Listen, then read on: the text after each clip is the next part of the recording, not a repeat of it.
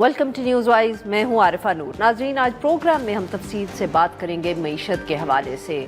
अगर आप ख़बरें देखें या हमारे सियासतदानों की गुफ्तगू देखें तो बहुत सी जो बात हो रही है वो एनर्जी सेक्टर पे, पावर सेक्टर पे, कैपेसिटी चार्जेस और इस तरह की गुफ्तगू हो रही है। और उसमें कई दफ़े ये लगता है कि जो IMF और मईशत के बाकी इश्यूज़ हैं वो इग्नोर से हो रहे हैं। सबसे अहम इशू जो आजकल है बिजली को छोड़ के, तो उस पर बात करनी ये ज़रूरी है कि IMF के साथ पाकिस्तान का स्टाफ लेवल मुआहदा तो 12 जुलाई को हो गया था, मगर अभी तक इस प्रोग्राम की जो मंजूरी है, जो हमें हुकूमत का ख्याल था कि सितंबर में हो जाएगी, वो अभी तक नहीं हुई। IMF के एग्जीक्यूटिव बोर्ड के जो इजलास हैं वो सितंबर में उनके स्केड्यूल जो हैं वो जारी हो गए हैं 9 और 13 दिसंबर को, मगर अभी तक पाकिस्तान उस एजेंडे में शामिल नहीं है। जो मीडिया रिपोर्ट्स हैं, स्टोरीज़ हैं, उनमें ये कहा जा रहा है कि इसमें मसला जो है वो पार्टली जो एक्सटर्नल फाइनेंसिंग का है। जो अभी हमें पैसे चाहिए मुल्क चलाने के लिए एक साल को, जो वो रकम जो थी जिसको एलोकेट किया गया था, ये जो असेसमेंट की गई थी, वो अभी तक पाकिस्तान ने उसका बंदोबस्त नहीं किया या वो कॉन्फर्मेशंस अपने इंटरनेशनल पार्टनर से नहीं ली। जब तक वो नहीं आएंगी, कहा यह जा रहा है कि IMF के प्रोग्राम की मंजूरी भी नहीं दी जाएगी। इसके साथ साथ डोमेस्टिकली भी जो टारगेट्स हैं जो IMF प्रोग्राम के तहत भी सेट किए गए हैं, वो भी कुछ मीट करना मुश्किल लग रहा है। एक तरफ तो रेवेन्यू जो है वो भी अगस्त के महीने में जो उसका हदफ था FPR उसको नहीं पूरा कर सकी, जिसके ऊपर अब बहुत से लोगों का ये ख्याल है कि मिनी बजट आएगा। इसके साथ साथ ये भी इत्तला आई है कि जो बिजली के बिलों पर इतनी तनकीद हुई और इतनी बहस हुई और उसके बाद पंजाब हुकूमत ने एक रिलीफ ऑफ़र की, उस पर भी जो सहाफ़ी हैं एक्सप्रेस ट्रिब्यून के शहबाज राना साहब, उनके मुताबिक IMF ने एतराज़ किया है सब्सिडी का और उन्होंने इनफैक्ट ये नई शर्त जो है वो आयद की है कि जो भी सूबाई हुकूमतें हैं वो इस तरह का कोई कदम नहीं उठाएंगी, क्योंकि इससे भी प्रोग्राम में मसला हो सकता है। अब क्या पंजाब हुकूमत की जो सब्सिडी थी ये ख़त्म हो गई है या जो 2 महीनों के लिए उन्होंने अनाउंस की थी वो दी जाएगी, ये भी अभी इस हवाले से कोई क्लैरिटी नहीं है। और बात करेंगे जो ट्रेडर्स के ऊपर टैक्स का मामला है, जो एक टैक्स लगाया जा रहा है जिसके ऊपर उनकी तरफ से एहतजाज भी हो रहा है, हुकूमत के साथ मुज़ाकरात की भी गुफ्तगू हो रही है। बल्कि गुज़िश्ता दिनों में जो फाइनेंस मिनिस्टर हैं ज़ेब साहब, उन्होंने एक टेलीवाइज्ड एड्रेस भी किया जिसमें उन्होंने बहुत सी गुफ्तगू की, मगर साथ में उन्होंने ये भी जिक्र किया कि जो ये फ़ैसला किया है हुकूमत ने कि ताजरों के ऊपर, ट्रेडर्स के ऊपर टैक्स लगाया जाएगा, इससे अब हुकूमत पीछे नहीं हटेगी। ये सारे मौज़ूआत हैं, इन पर गुफ्तगू करने के लिए आज हमारे साथ मौजूद हैं शहबाज राना साहब, सीनियर सहाफ़ी हैं, एक्सप्रेस ट्रिब्यून से वाबस्ता हैं, और हमें ज्वाइन किया अली खिजर साहब ने, ये भी बिज़नेस रिकॉर्डर से वाबस्ता हैं। Welcome to the show gentleman. जी शहबाज साहब, आपसे गुफ्तगू का आगाज़ करेंगे। सर ये बताइएगा सबसे पहले, अगर हम वो IMF के जो ताख़ीर की बात है, कितना संजीदा है ये मसला? ऑब्वियसली अब हम डिस्कस बहुत दफ़े कर तो चुके हैं कि इसमें क्या मामलात हैं, but if you can just quickly recap it all and ये बताएं कि ये is it something to be worried about, या आपके ख्याल में आने वाले दिनों में ये हो जाएगा? जी बिस्मिल्लाहिर्रहमानिर्रहीम, बहुत शुक्रिया आपका। देखिए, मसला संजीदा तो बिल्कुल है। एक कंट्री की एक्सपेक्टेशन हो और टेंटेटिवली एक बोर्ड की डेट भी हो 30 अगस्त की फाइनली, और उसके ऊपर वो प्रोग्राम मंजूर ना हो और उसको मुलतवी कर दिया जाए और आगे कोई डेट भी ना दी जाए, तो मैटर सीरियस है। क्या अभी भी ये नहीं होगा? ऐसी बात नहीं है। जो प्रोग्राम के अप्रूवल के chances by the executive board of the IMF वो काफ़ी ज़्यादा हैं, और गवर्नमेंट काफ़ी कोशिश कर रही है कि वो किसी तरीके से जो उनको $2 अरब का इजाफी कर्जा चाहिए और बाकी जो उन्होंने तकरीबन $12 अरब के जो लोन्स हैं, कैश डिपॉजिट्स हैं, उसका जो रोल ओवर करवाना है वो भी मिल जाए। लेकिन अभी तक वो जो एक फिनिशिंग लाइन है वहां तक हुकूमत पहुंची नहीं है। जो इनके लिए इस दफा डिसअपॉइंटमेंट है गवर्नमेंट ऑफ पाकिस्तान के लिए कि इनको चीन की तरफ से भी और जो गल्फ कंट्रीज हैं उनकी तरफ से भी कोई एडिशनल कमर्शियल फाइनेंसिंग अभी तक सिक्योर नहीं कर सके। तो अब इनका जो रुख है वो यूरोप की तरफ हो गया है कि वहां जाकर कुछ ये कर्ज पकड़ने की कोशिश कर रहे हैं। तो hopefully they will be able to produce something on the table اور اگر تو یہ 15 سپتمبر تک یہ ساری ایشورنسز دے لیتے ہیں تو پھر تو یہ سپتمبر میں جو کیس ہے پاکستان کا وہ بورڈ میں چلا جائے گا. ٹائٹ چیزیں ہیں بٹ ایسا نہیں ہے کہ بالکل بھی جو ہم کہہ سکیں کہ نہیں بالکل ہونے نہیں جا رہا ہے. ابھی اس کے بارے میں کافی چیزیں ٹائٹ ہیں. بالکل صحیح. جی علی خضر صاحب، سر آپ نے ابھی آج ہی میرے خیال میں ٹویٹ کیا ہے، اور آپ کی ذرا اسیسمنٹ اگر اس ٹویٹ سے جو مجھے سمجھ آیا وہ شہباز رانا صاحب سے تھوڑی مختلف ہے. You sounded more hopeful about the fact کہ یہ ہو جائے گا، فائنینسنگ بھی ارینج ہو جائے گی اور آئی ایم ایف سے ڈیل بھی ہو جائے گی یا اپروول بھی مل جائے گا. جی میرا خیال میں یہ مجھے لگتا ہے کہ ڈیل مل جائے گی بالکل، لیکن جیسے شہباز نے کہا کہ میں نے ابھی اس میں ٹویٹ میں کہا کہ $2 بلین جو اس وقت امیجیٹ وہ چاہیے انکریمنٹل، وہ سب سے بڑا ایشو ہے. اس میں کافی ڈیولپمنٹ ہوئی ہے اور اس میں وہ سعودی عرب سے، کچھ UAE سے اور کچھ ایک اور جگہ سے پیسے آ رہے ہیں. اور دس از ناٹ 1.2 بلین کی جو وہ فائنینسنگ تھی ڈیفرڈ آئل پیمنٹ کی، وہ اس کے علاوہ ہی آ رہی ہیں. بٹ اس کے علاوہ $3 بلین کی سافٹ کمٹمنٹ اگلے 2 سال کی چاہیے اور رول اوور تو چاہیے. وہ تو ازیومڈ ہے چاہیے. اور میں بتاؤں تھوڑا IMF بھی شوق میں آیا کہ یار رول اوور اتنے آرام سے کیوں نہیں ہو رہے. سوال یہ بنتا ہے کہ یہ ہمارے ملک جو دوست ملک ہیں، جو بھی ہمارے دوست ملک ہیں، جو پولیٹیکل ریلیشن شپ ہے، ایک سعودی عرب ہے اور دوسری طرف آپ کا چائنا ہے. یہ 2 مین ملک ہیں، کو UAE کو، باقیوں کو سعودی عرب چلاتا ہے. تو ان دونوں کے ساتھ تعلقات ہمارے جس طرح کے ہوتے ہیں وہ چیزیں چلتی ہیں. اب یہ چائنا اور US تو بالکل ایک 180 ڈگری پہ اور IMF کام کرتے ہیں، اور سعودی عرب یہ بھی اب اتنا US کا نہیں سنتا. وہ اس کی اپنی ایک تھنکنگ بھی ہے. تو میرے خیال میں یہ بات تو انہوں نے پاکستان پہ ایک طے کر دی ہوئی ہے کہ یار اور پاکستان، ایجپٹ اور دوسرے ملکوں میں کہ بھائی ہم نے فری میں پیسہ نہیں دینا، ہم نے پیسہ دینا ہے تو کچھ خریدنا ہے. کیا خریدنا ہے، کیا بچنا ہے. اب جیسے سعودی عرب میں آپ کو بتاتا ہوں، سعودی عرب کہتا ہے کہ جی مجھے 15% اسٹیک کی بات ہو رہی ہے، اس کے اندر اس پہ بات ہو رہی ہے ریکوٹیک کے اندر. وہ آپ کی فیڈرل گورنمنٹ کی کمپنیز ہیں جو PPL OGDC وغیرہ، ان سے اٹھا کے آپ نے بیچنا ہے.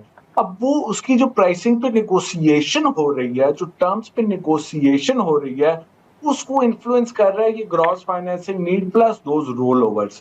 تو وہ جو آتا ہے نا کہ آپ وہ ایک اس کی مثال ہے نا، when you're a drug addict، تو آپ کے پاس جب پیسے نہیں ہوتے اور آپ کو چاہیے ہوتی ہے اپنی ڈرگ، تو جو ہے نا گھر کی چیزیں جو ہے سستے دام بیچتے ہیں. That's what happening exactly کہ بھئی ہمیں ایک ملک کے ایک سسٹم کو، ایک ہم نے جو اس کو لے کے چل رہے ہیں، وہ اسی دقیانوسی فیلڈ اکنامک سسٹم کو اب اس کو ڈریگ کرنے کے لیے ملک کی چیزوں کو سستے دام بیچ رہے ہیں. آپ یہ مجھے میں آپ کو ایک طریقے سے بات بتاتا ہوں کہ آج گلوبل اگر حالات دیکھیں تو US ڈالر کل کو کسی وقت بھی اگلے کچھ سالوں میں پھٹ سکتا ہے. جو مانیٹری ایزنگ ہو چکی ہے پچھلے 40-50 سالوں میں، اور gold is becoming gold as well. Petrodollar کا ٹائم ختم ہو رہا ہے اس کے بعد، اور گولڈ کی جو امپورٹنس ہے صحیح. وہ آئے گی، اور کاپر کی امپورٹنس ہے کہ کوئی بھی کموڈٹی ہے that will become precious over US dollar. اور ہم اس US ڈالر کے اندر بھی آج کے دن نیگوشیٹڈ پرائس کر کے اپنے ایسٹ جو آپ کے گولڈ کے اور کاپر کے اور دوسری کموڈٹیز کے ہیں، ان کے ہم ٹھیک. آگے کی چیزیں بیچ رہے ہیں. We have to be very careful in that. But وہ beggar can't be choosers, that's a problem. China کے ساتھ بھی یہ پرابلم ہے، وہاں پہ صحیح. آئس گلے میں ہمارے پھنسی ہوئی ہے. وی آل نو دیٹ. بالکل ٹھیک. تو یہ شہباز ہے صاحب، کہ آپ نے علی صاحب کی بھی بات سنی کہ یہ اس وقت کوششیں یہ بھی حکومت کر رہی ہے جلدی میں کہ کچھ بیچ لیں. ریکوڈیک کی یہ سیل کا ہم کافی عرصے سے سن رہے ہیں سر. کیا آپ کے پاس بھی کوئی اطلاعات ہیں کہ دس مائٹ بی جس کو اس کو جلدی سے نیگوشیٹ کر کے سعودی عربیہ سے شاید کوئی فنڈز ارینج ہو جائیں اس IMF پروگرام کے لیے؟ دیکھیں ریکوڈیک کا جہاں تک سوال ہے، اس کے اوپر میں نے ابھی چند دن پہلے ایک سٹوری کی ہے کہ سعودی عربیہ کی طرف سے ایک فرم آفر آلریڈی آ چکی ہے 15% شیئر خریدنے کی. اب اس میں صرف سوال یہ ہے کہ کیا گورنمنٹ آف پاکستان وہ جو ڈیل ہے سعودی عربیہ والی، وہ ابھی اس کو فائنلائز کر دے ریکوڈیک والی، یا پھر اس کا ویٹ کرے دسمبر تک جب اس کی ایک اسٹڈی کمپلیٹ ہونی ہے. اور جب وہ اسٹڈی کمپلیٹ ہوگی تو تب اس کی ایکچوئل پرائسنگ جو ہے وہ پتہ چلے گی. لیکن جو اوور آل صورتحال بنتی ہوئی نظر آ رہی ہے کہ جو پاکستان اور IMF کے اس وقت معاملات ہیں، اور IMF کے اس بات پہ اصرار کہ جو رول اوورز ہیں تمام تینوں ممالک وہ اپ فرنٹ کریں اور فوری کمٹمنٹس دیں، تو اس کے لیے گورنمنٹ آف پاکستان کے لیے ایک بڑی ہی ایک ٹائٹ وہ کارنر میں چلی گئی ہے، جہاں پہ اگر وہ دسمبر تک ویٹ کرتی ہے تو IMF کی ڈیل جو ہے وہ ڈیلے ہوتی ہے. اور اگر وہ ابھی وہ پرائس جو ہے وہ ایکسیپٹ کر لیتی ہے سعودی عربیہ کی تو وہ اتنی اچھی پرائس نہیں ہے, وہ ایک ایوریج پرائس آپ اس کو کہہ سکتے ہیں. تو یہی وجہ ہے کہ جو ابھی صدر بھی بات کر رہے تھے کہ اللہ کے پاس جہاں پہ یہ ایک فرینڈلی ہم کہتے تھے نیشنز اور ہمارا بڑا ان کے ساتھ ایک معاملات ہیں.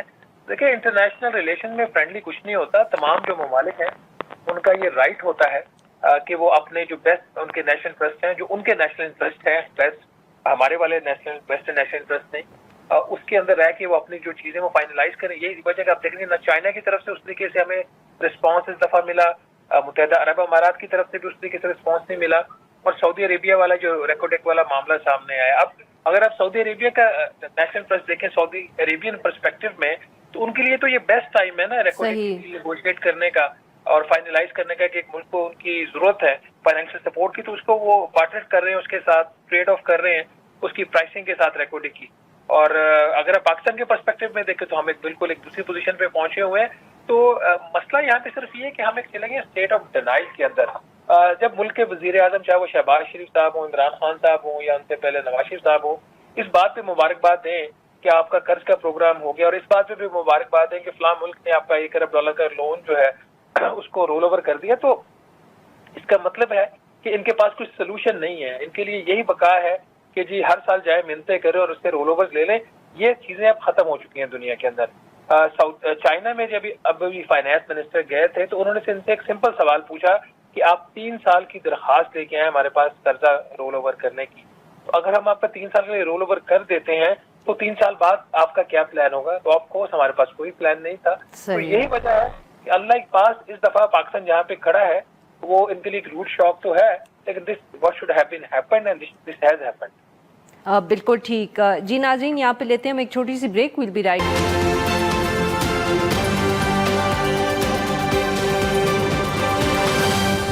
ویلکم بیک ناظرین. ہم گفتگو کریں شہباز رانا صاحب سے اور علی خضر صاحب سے, اور ہم ان سے بات کریں معیشت کے حوالے سے. علی صاحب, شہباز رانا صاحب نے بھی کچھ جو پوائنٹس آپ نے ہائی لائٹ کیے تھے انہوں نے بھی اسی کی طرف اشارہ کیا ہے, اسی کی بات کی ہے. پر سر یہاں بہت سے جو لوگ ہیں جو پاکستانی معیشت میں دلچسپی رکھتے ہیں, یہاں کام بھی کر چکے ہیں, بار بار ان کی طرف سے یہ بات بھی آ رہی ہے کہ یہ موقع ہے ڈیٹ کو ریسٹرکچرنگ کرنے کا. مگر ہمارے جتنے بھی وزیر خزانہ آئے یا ہیں اس وقت, مفتاح اسماعیل صاحب جو تھے وہ بھی اب ان کے خیال میں بھی ڈیٹ ریسٹرکچرنگ نہیں ہو سکتی تھی, جو اس وقت ہیں وہ بھی اس کا ذکر نہیں کرتے. آپ کے خیال میں ہاؤ امپورٹنٹ یا کتنا ضروری ہے یا نہیں ہے یہ آئیڈیا ڈیٹ ریسٹرکچرنگ کا؟ اور تھوڑا سا سر آپ اگر پہلے یہ سمجھائیں کہ ڈیٹ ریسٹرکچرنگ ہے کیا. اس کو بڑا سمپل بتاتا ہوں. 2 طریقے ہیں آپ کے پاس. ایک طریقہ ہے کہ آپ اپنے ڈیٹ کو انفلیٹڈ آؤٹ کر دیں, جو ہم پچھلے 2 سال سے کر رہے ہیں. پچھلے 2 سال میں آپ کی 60% کی انفلیشن ہو گئی ہے اور گروتھ آپ کی 0% کی ہے. اگلے کچھ سالوں میں انفلیشن نیچے آتی رہے گی پر گروتھ کم ہوگی اور لوگوں کی پرچیزنگ پاور اروڈ ہوتی جائے گی. ایک یہ طریقہ ہے, اور ایونچولی اکانومی کا سائز اسکویز ہو جائے گا, چھوٹا ہو جائے گا, انمپلائمنٹ زیادہ ہوگی, ڈسپوزیبل انکم گرے گی, اور آپ کا وہ ڈیٹ ریسٹرکچر کرنے کی ضرورت نہیں پڑے گی, انفلیٹ آؤٹ ہو جائے. دوسرا یہ ہے کہ جھٹکے سے آپ اس کو ریسٹرکچر کریں, اس پہ بھی اکانومی کا سائز اسکویز ہوگا اور چیزیں جو ہے نا اس کے بعد ایک دم کھلیں گی. اب بات یہ ہے کہ دونوں میں نقصان ہے, ٹھیک ہے, اور نقصان ایک میں انفلیٹنگ آؤٹ میں لارجر پاپولیشن کا نقصان ہے, اس کو نوکری نہیں ملے گی, اس کو جو ہے آپ اس کی انفلیشن زیادہ ہوگی, وہ جو پچھلے 2.5-3 سال سے ہو رہا ہے. دوسرے کیس کے اندر آپ نے پاؤنڈ آف فلیش لینا ہے امیروں سے, جس میں بینکنگ سیکٹر بہت بڑا ہے پاکستان کا. پھر امیر کمپنیز ہیں جن کے بینک میں ڈپازٹ ہے. لارج پارٹ آف دا ہمارا ملک تو ان بینکڈ اور انڈر بینکڈ ہے, اور نہ وہ لون لیتا ہے نہ اس کے بہت بڑے ڈپازٹ, اور چھوٹے ڈپازٹ کو سیف گارڈ کر دیں گے جس طرح کی ریسٹرکچرنگ ہوگی. تو آپ کا جو ایلیٹ ہے نا, جس میں اگر کوئی بینکنگ سے آیا ہوا ہے فائنانس منسٹر, کوئی بڑی کارپوریٹ کمپنی سے آیا فائنانس منسٹر, یا کوئی IMF ورلڈ بینک کی فرٹرنیٹی سے آیا ہوا ہے, تو وہ تو ریسٹرکچرنگ کرنے کی بات نہیں کرے گا. آپ نے جتنے نام دیے وہ کہاں سے ہیں؟ جب ایک مڈل کلاس سے عام آدمی آئے گا جو سوچے گا بڑے ملک کے لیے, تو وہ جس کی سٹیکس نہیں ہوں گے, وہ کہے گا یار کہ میں یہ غریب آدمی کو, ایک مڈل کلاس کو ختم کرتا جاؤں, 10 سال اس کی ایک تکلیف دوں, پھر اس کے بعد یہ ہو, یا میں جھٹکے سے کر لوں اور تھوڑا امیر کو جھٹکا لگے. یہ 2003 میں ہم نے کیا تھا اس 2002 میں. بالکل سر, اگر آپ مجھے اجازت دیں تو میں یہ ہاں शहबाज राना साहब को भी यहाँ गुफ्तगू में शामिल करूँ। शहबाज साहब, आपने अली साहब की बात सुनी, आपने भी ट्वीट किया है इस हवाले से, क्या I mean what is your view in that? आपने भी बात तो डेट रीस्ट्रक्चरिंग की है, बट आप उस पर थोड़ी रोशनी डालेंगे कि आपके दिमाग में भी वही खाका है जिसका भी अली खिजर साहब ने जिक्र किया? देखिए, मेरा ये 2 साल से कंसिडर्ड ओपिनियन है अब कि पाकिस्तान का जो कर्जों का मसला है वो उस वक्त तक हल नहीं हो सकता जब तक हुकूमत पाकिस्तान जो उसके मौजूदा कर्ज हैं उसकी जो शराइत हैं और उसको जो वापस करने का उसकी जो मुद्दत है उसको तब्दील नहीं कर देती। और ये जो शर्त है और ये जो रिस्ट्रक्चरिंग जिसको बोलते हैं, ये दोनों डोमेस्टिक डेट के लिए और फॉरेन डेट के लिए चाहिए। एक बड़ी सिंपल सी कैलकुलेशन है कि जो हुकूमत अपने जो कुल बजट है उसका तकरीबन 55% तक सिर्फ कर्जों के ऊपर सूद अदा कर रही हो और हुकूमत का जो खालिस्तान उसकी जो आमदन है वो इतनी भी नहीं है कि कर्जों के लिए जो सूद है उसके अदा कर सके, तो कर्जों के ऊपर सूद आप नया कर्ज लेके जब वापस कर रहे हो तो वो मुल्क दिवालिया हो चुका होता है, नंबर 1। नंबर 2, जो ज्यादा इंपॉर्टेंट चीज है कि हम जो हमारा गैर मुल्की कर्जा है हम वो वापस करने की पोजीशन में नहीं है। लाइक द डोमेस्टिक डेट का भी यही केस है। इस वक्त पाकिस्तान ने की जो इस वक्त गैर मुल्की कर्जों की वापसी की रिक्वायरमेंट है सिर्फ एक माली साल की, वो 26 अरब डॉलर है और इस 26 अरब डॉलर में से तकरीबन 16 अरब डॉलर जो है मिनिमम या बल्कि 20 अरब डॉलर है, इसमें आप वो भी शामिल कर लें जो ट्रेड फाइनेंस फैसिलिटीज भी है, तो तकरीबन 20 अरब डॉलर जो 26 अरब डॉलर में वो रोल ओवर है और जो कि आपके जो रिक्वायरमेंट है उसका ये बनता है 3/4 76%। तो जो मुल्क 76% अपनी अदायगियों का वापस करने के काबिल ना हो तो वो दिवालिया हो चुका होता है। अब सिर्फ उस दिवालियापन की जो अहमियत है और या उसकी जो उसकी एग्जिस्टेंस है उसको मानना है। तो IMF भी मान रहा है कि हुकूमत कर्जा वापस नहीं कर सकती और हुकूमत पाकिस्तान भी कह रही है वापस नहीं कर सकते आप 1 से 3 साल के लिए इसकी तोसीह कर दें। तो सिंपल तोसीह से काम नहीं बनेगा। ये जो तमाम जो आपके स्टेक होल्डर्स हैं, डोमेस्टिक बैंक्स और इंटरनेशनल क्रेडिटर्स हैं, उनके साथ बैठकर ये मामला देखना पड़ेगा। अब हुकूमत पाकिस्तान का मसला ये है कि 75% इसकी ज्यादा 65% जो तकरीबन कर्ज है वो डोमेस्टिक है। तो अगर ये डोमेस्टिक बैंकों के साथ कर्ज रीशेड्यूल नहीं करती और ये डोमेस्टिक बैंकों के हाथों ऑलरेडी यरगमाल है क्योंकि हर वक्त उनके दरवाजे पर होती है नया कर्जा लेने के लिए, तो ये इस पोजीशन में नहीं होगी कि दूसरे ममालिक को जाके कहे कि जी आप हमारा कर्जा जो है वो रीशेड्यूल कर दें। तो अपनी जो इसकी कमजोरी है फैसले करने की, उसकी वजह से एक ऐसी चीज जो कल को होनी ही होनी है उसमें ये डिले कर रही है। तो जितनी इसमें जो ताखीर करी उतना ही उसका ज्यादा नुकसान है। अगर हुकूमत समझती है उसने डेट रिस्ट्रक्चरिंग नहीं करनी तो इस साल जो 16 अरब डॉलर है इनका कमर्शियल लोन और कैश डिपॉजिट और 4.5 अरब डॉलर की ट्रेड फाइनेंस फैसिलिटी चाइना वाली मेच्योर हो रही वापस कर दे, तो दुनिया को बता दे कि इसके पास इतनी अहलियत है और सलाहियत है ये वापस कर सकती है, वो नहीं है। तो लेट्स एडमिट द फैक्ट। बिल्कुल ठीक। के बाद आप डेट रिस्ट्रक्चरिंग करें। बिल्कुल सही। We have very little time left, so very quickly जो दो हमारे डोमेस्टिक इश्यूज, अली साहब आपसे पहले वेरी क्विकली ये बताइएगा कि जो ताजिर 2 स्कीम पे वजीर खजाना का बयान आया गुज़िश्ता दिनों में कि हम पीछे नहीं हट रहे, आपके ख्याल में was it to send a message? क्या वो पैगाम देना चाह रहे थे ताजिर लोगों को कि आप ये जो स्ट्राइक्स कर रहे हैं इससे हुकूमत नहीं डरेगी? हुकूमत तो पीछे हट गई है। नंबर 1, उन्होंने कहा दिया है कि हम आपकी बैंक डिटेल्स वो सारी नहीं लेंगे, सिर्फ एक बैंक अकाउंट दे दे जिसमें आपको रिफंड्स डालने हैं। और अगर वो डॉक्यूमेंटेशन का वो प्रोसेस नहीं करते तो छोटा मोटा टैक्स कलेक्ट करके तो ठीक है, ताजिर इज फाइन विद इट। ये जो टैक्स आप लगा रहे हो उसको डर ये है कि आप उसके बैंक अकाउंट तक पहुंच जाओगे, उसके एसेट तक पहुंच जाओगे, उसकी पूरी वैल्यू चेन में पहुंच जाओगे, फिर उसे एक्चुअल टैक्स ले लोगे जो उसका इनकम लगता है। तो इफेक्टिवली अगर गवर्नमेंट नहीं कर रही तो फिर वो पीछे हट रही है। तो मेरे ख्याल में तो गवर्नमेंट पीछे हट गई है। अब तो बात यह है कि दूसरी बात ये कि इन्होंने 2.8 ट्रिलियन का वो पूरा पैकेज IMF के ऊपर भेज दिया, तो IMF को भी ये गुस्सा आता है कि यार ये फाइनेंस मिनिस्ट्री क्या पोस्ट ऑफिस है? आई मीन वो सोचता होगा IMF इस तरह की finance ministry should take this और ये IMF तक ना जाने दे। तो स्ट्रॉन्ग फाइनेंस मिनिस्टर होते हैं वो उसको फिल्टर करते हैं, चीजों को आगे नहीं जाने देते। तो ये मेरे ख्याल में चीजें होनी नहीं चाहिए थी और मेरे ख्याल में ताजरों के आगे पाकिस्तान में हर कोई ने टेकी है तो इन्होंने भी टेक दी। इसमें कोई सरप्राइज वाली बात तो नहीं है, सरप्राइज ऐसा तो नहीं है। आप मुशर्रफ साहब के जमाने से हम देखते आ रहे हैं, जिस हुकूमत ने भी जब भी कोशिश की है उसने वो घुटने टेके हैं, वो अभी टेक दिए हैं। बिल्कुल ठीक। शहबाज साहब, आपकी जो स्टोरी थी पंजाब हुकूमत की सब्सिडी पे, सर बताएं एग्जैक्टली कि क्या अब IMF का पैगाम है कि वो सब्सिडी 2 महीने की जो पंजाब हुकूमत ने तय की थी वो लोगों को मिल जाएगी, आगे कोई सब्सिडी नहीं दी जा सकती? What exactly has been decided? तो देखिए, जो तो 2 माह की सब्सिडी अनाउंस हो चुकी है, उसके पहले महीने की सब्सिडी लोगों को मिल भी गई है इस दफा बिलों में। IMF ने ये कहा कि 30 सितंबर तक आप इसको खत्म कर दें। दैट मीन्स कि ये 2 महीने की सब्सिडी तो मिलेगी, लेकिन इससे आगे पंजाब गवर्नमेंट के आप कोई भी सूबाई हुकूमत या फेडरल गवर्नमेंट, रादर सूबाई हुकूमत, वो गैस और बिजली के ऊपर किसी भी किस्म की मजीद सब्सिडी जो 3 साल का प्रोग्राम है उसके दौरानिया में नहीं दे सकती। और ये चीज इन राइटिंग कम्युनिकेट हो चुकी है गवर्नमेंट ऑफ पंजाब को। और गवर्नमेंट ऑफ पंजाब अगर इसे डिनाई करती है तो वो उसका राइट है, वो किसी चीज पे भी डिनाई कर सकती है, लेकिन अगर जरूरत पड़ी तो उनको वो चीजें जो है वो दिखा दी जाएंगी और उनको सब पता लग जाएगा कि किसने क्या कहा है। बॉटम लाइन ये है कि जो उस वक्त पंजाब हुकूमत का ये दावा था कि हम इंडिपेंडेंट हैं अपने मामलात में और हम सारे फैसले कर सकते हैं, और जो प्राइम मिनिस्टर शहबाज शरीफ ने एक इनकरेज किया बाकी सूबों को कि जी वो भी इस तरह की अगर सब्सिडी देना चाहें तो दे सकते हैं, ये दोनों बातें गलत थी।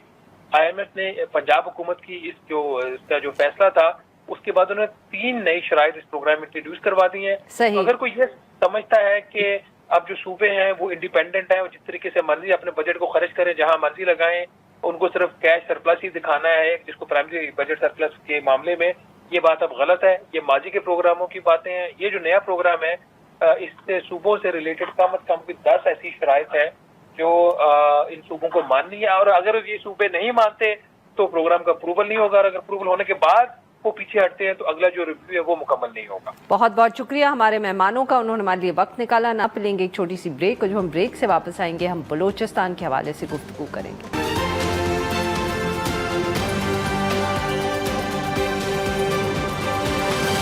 वेलकम बैक नाज़रीन। प्रोग्राम के इस हिस्से में हम जिक्र करेंगे बलूचिस्तान का। बहुत एक अफसोसनाक वाक़या हुआ बलूचिस्तान में पिछले दिनों कि सबकी नज़रें पाकिस्तानी सियासत, इस्लामाबाद की सियासत से हट के जो बलूचिस्तान में वाक़यात हैं, हालात हैं, उन पे कुछ देर के लिए वहाँ भी तवज्जो दी गई। मगर वाक़या इतना बड़ा हुआ, उसमें से बहस भी शुरू हुई कि बलूचिस्तान में अगर कोई मसाइल हैं तो उस पर पाकिस्तान की या वफाक की क्या पॉलिसी होनी चाहिए। मगर वो बहस लग रहा है कि उसमें से कुछ निकल नहीं रहा।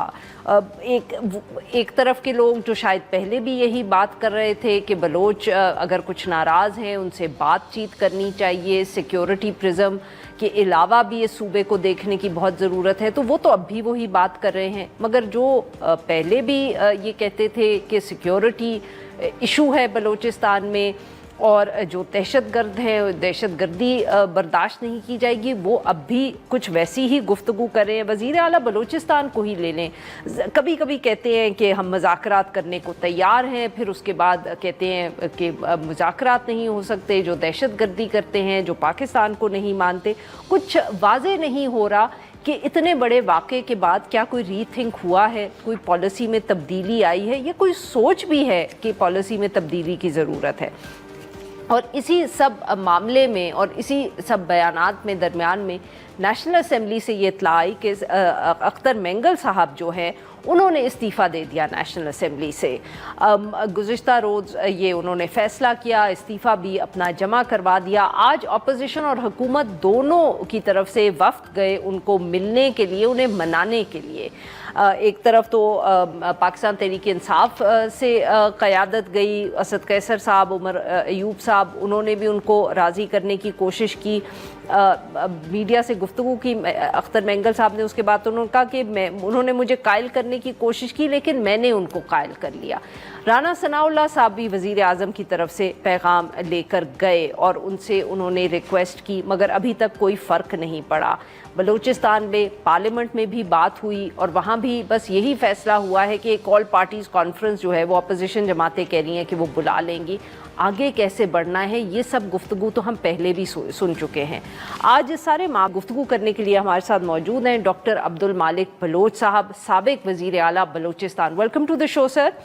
डॉक्टर साहब, ये बताएं कि इतना बड़ा वाक़या हो गया, जब मुलाकात हुई वज़ीर आज़म साहब क्वेटा आए इस वाक़े के बाद, انہوں نے سب سٹیک ہولڈرز کو بلایا, ان سے گفتگو کی, آپ بھی وہاں موجود تھے. آپ کا کیا خیال تھا اس اجلاس کے بارے میں, اور کوئی آپ نے بھی ان کو مشورہ دیا وہاں؟ شکریہ جی. میں سمجھتا ہوں کہ جو جس پس منظر میں آئے تھے وہ ایک انسانی سانحہ تھا.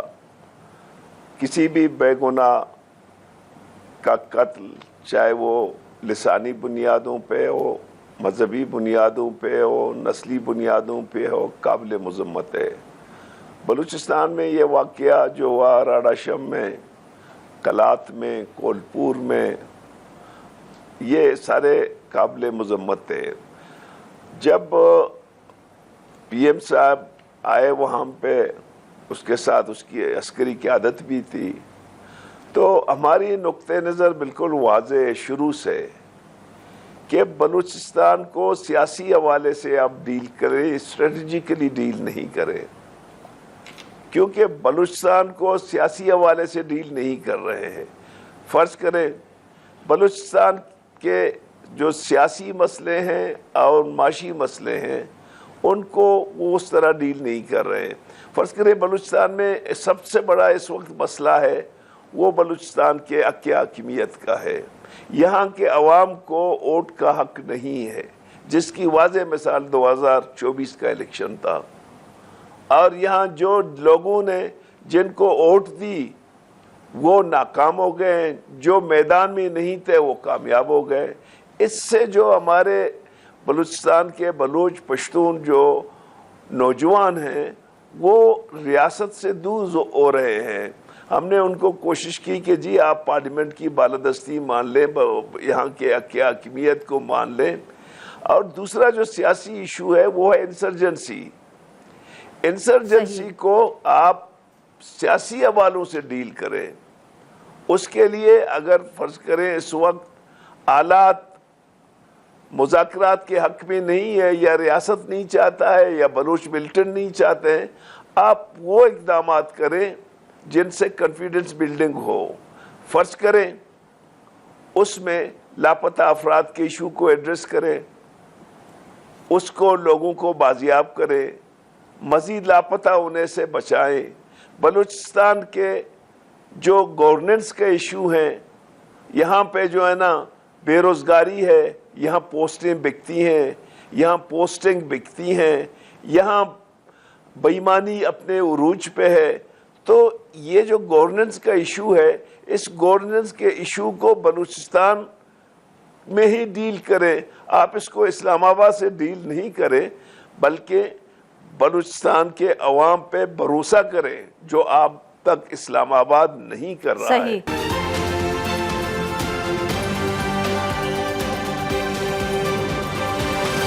ڈاکٹر صاحب معاف کریے گا آپ کی بات یہاں کاٹ رہی ہوں, تو جب یہ آپ نے وزیر صاحب سے سب گفتگو کی, آپ کو لگا کہ ان کو آپ کی بات سمجھ آئی, یا وہ اتفاق کر رہے تھے, یا بالکل he didn't agree with you?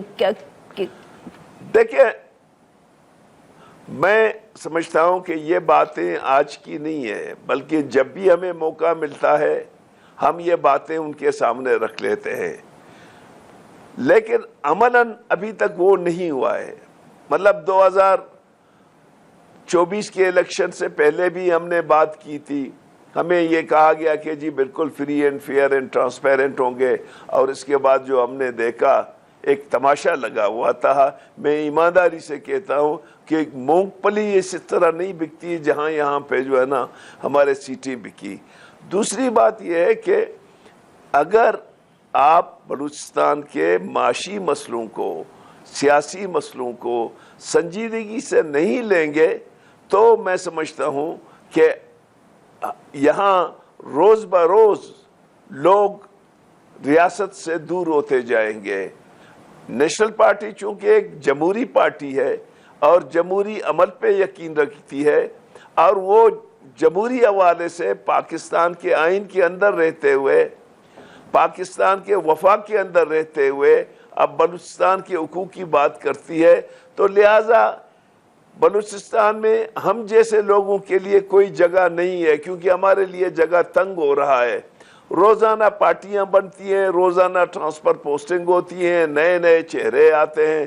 بجائے ریئل ایشوز کو ایڈریس کرنے کے لیے آپ خواہ ایک ایسی نفرت اندازہ نہ, اب جیسے یہ کہا گیا کہ جی صرف پنجابیوں کو مارا گیا. میں سمجھتا ہوں ایسا نہیں ہے. یہاں بلوچ بھی مارے گئے, پشتون بھی مارے گئے. دہشت گردی ہے, وہ کسی کے ساتھ بھی ہو. تو میں ایمانداری سے سمجھتا ہوں کہ آج بھی اگر کنفیڈنس بلڈنگ کرنی ہے, بلوچستان کے عوام کو آن بورڈ رکھنا ہے, تو فیڈرل گورنمنٹ کو سیاسی محاذ پہ اور معاشی محاذ پہ دونوں پہ عملاً اقدامات لینے کی ضرورت ہے. یہ جو 40-50 ارب روپے کے جو 40-50 ارب روپے کی بات کاٹ رہی ہوں, بٹ یہ بتائیے گا کہ وفاقی حکومت کو کرنے کی تو ضرورت ہے, بٹ کیا آپ کے خیال میں وزیر اعظم صاحب یہ کرنے کو تیار ہیں, یا ان کے پاس یہ گنجائش بھی ہے کہ وہ اس طرح کے اقدامات کریں؟ دیکھیں, اس ٹائم جب ہم نے بات کی تو وہاں پہ سیاسی اور عسکری قیادت دونوں موجود تھی. اب اسلام آباد کو بلوچستان کے بارے میں اپنی مائنڈ سیٹ چینج کرنا پڑے گا, ادروائز چیزیں آہستہ آہستہ خراب ہوتی جا رہی ہے. مطلب اب اس حد تک ہم پہنچے ہیں کہ سرکار کہتا ہے بھی بات چیت نہیں کروں گا, اور ملیٹنٹ کہتے ہیں بھی بات چیت نہیں کروں گا. اس سے پہلے بھی بات چیت ہوئے ہیں, اس سے پہلے بھی لوگ اسی دوران میں نے بات چیت شروع کی تھی, وہ کافی حد تک کامیابی کی جانب بڑھ رہے تھے, لیکن ان کو بیک نہیں کیا گیا.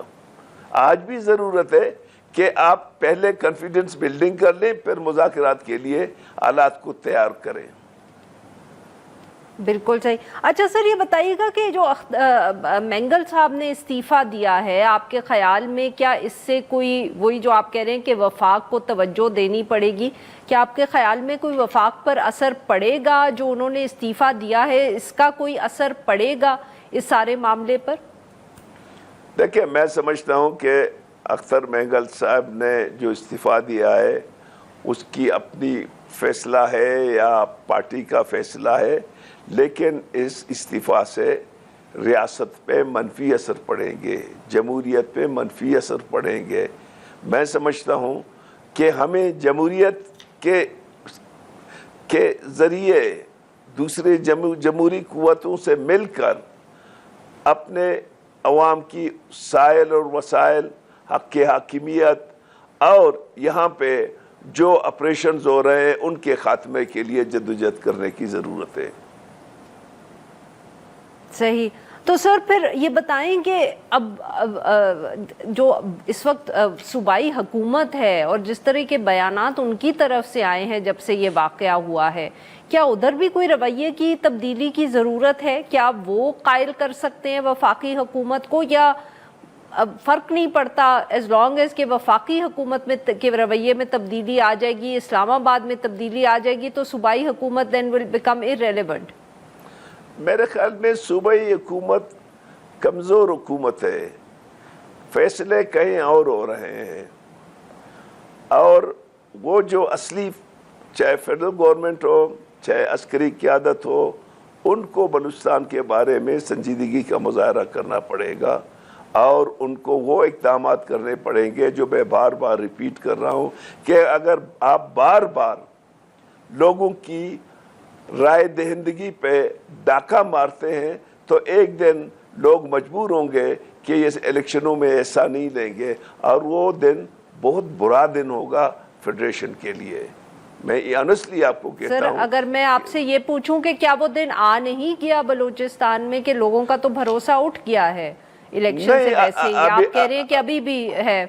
نہیں, 2024 کے الیکشنوں میں لوگوں نے بڑھ چڑھ کے حصہ لیا. سیاسی قوت پارٹیوں نے دن رات خواری کی, لیکن نتیجہ کیا نکلا؟ نتیجہ میں سر آپ کو کوئٹے کی بات کرتا ہوں. کوئٹے میں 9 سیٹوں میں سے ایک کے علاوہ جو کوئٹے کا ہے, باقی 8 امیدوار کوئٹے کے ہے ہی نہیں. تو یہ ایسی گمبھیر صورتحال میں اگر ہمارے جو حکمران ہیں ان لوگوں نے اپنے آپ کو مطلب ریئلائز نہیں کی، ریوزٹ نہیں کی، تو آہستہ آہستہ لوگ جو ہے نا، لوگ ووٹ دینے کے لیے نہیں آئیں گے اگر یہی رویہ رہے۔ سر آپ کو تو یہ کیسے آئی مین ہاؤ ڈو یو تھنک کہ یہ کمیونیکیٹ ہوگا؟ بیکاز جیسے آپ کہہ رہے ہیں کہ ابھی بھی گنجائش ہے، مگر اس کے لیے پالیسی میں لچک آنی پڑے گی، کوئی کانفیڈنس بلڈنگ میجرز ہونے پڑیں گے۔ سر کیا صرف مسنگ پیپل پہ کانفیڈنس بلڈنگ میجر کی ضرورت ہے یا کوئی اور بھی ہیں جو آپ سجیسٹ کر سکتے ہیں؟ میں نے جیسے آپ کو کہا کہ کانفیڈنس بلڈنگ نہ ایک دن میں ہوگی، یہ ایک پروسیس ہے۔ آپ بلوچستان کے مسنگ پرسن کو کانسنٹریٹ کریں، آپ بلوچستان کے جو نوجوانوں کی بے روزگاری ہے اس کو کنسنٹریٹ کریں، آپ بلوچستان میں گڈ گورننس کو کنسنٹریٹ کریں، آپ ڈیولپمنٹ میں ابھی آپ یقین کریں کہ ہمارے روڈوں پہ ہزاروں لوگ سال میں ہلاک ہوتے ہیں ایکسیڈنٹ کی وجہ سے۔ ہمارے ہاں بے شمار مسئلے ہیں، ہمارے بارڈر کے مسئلے ہیں، ہمارے سمندر کے ٹرالرنگ کے مسئلے ہیں، ہمارے ایجوکیشن کے مسئلے ہیں، ہمارے ہیلتھ کے مسئلے ہیں۔ ان کو گو کے بظاہر صوبہ کی ہے، لیکن یہ ہے کہ بہت سے ایسی چیزیں فیڈرل گورنمنٹ کی ہے، صوبہ بھی اپنا وہ ڈیو شیئر ادا نہیں کر رہا ہے۔ اگر کسی اسکول کو ٹھیک کرنا ہے تو صوبے کی ہے، لیکن NHA کو جب ٹھیک کرنا ہے تو فیڈرل گورنمنٹ کی ہے۔